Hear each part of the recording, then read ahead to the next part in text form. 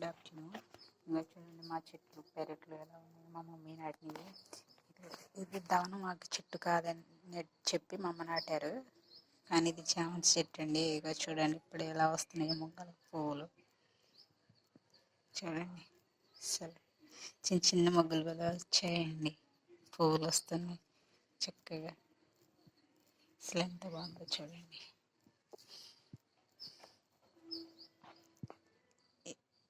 నేను పచ్చిమిరప ఉంటే మా కూతురు కోసేసారండి. బంగారు చెట్టు వెళ్ళి మనం ఇది పున్నగంట ఆకు అండి, పప్పులో పెట్టుకుంటారు. ఈ ఆకు కూడా పప్పులో పెట్టుకుంటారండి.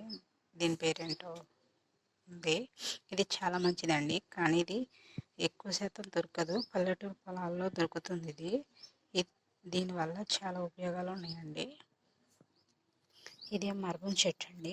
మా చెల్లి వాళ్ళ ఊరికాడ నుంచి మా చెల్లి తెచ్చారు, చిన్న మొక్క తెచ్చారు, నాటింది మా మమ్మీ. ఇదిగో ఇప్పుడు కింద పెద్దదైంది.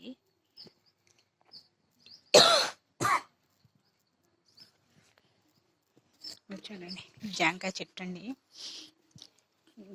కాయలు పడ్డాయండి ఇప్పుడే చిన్నగా. చూడండి ఎలా ఉందో చూడండి, చిన్న కాయ అండి, ఆకు చెట్టు మధ్యలో ఉంది.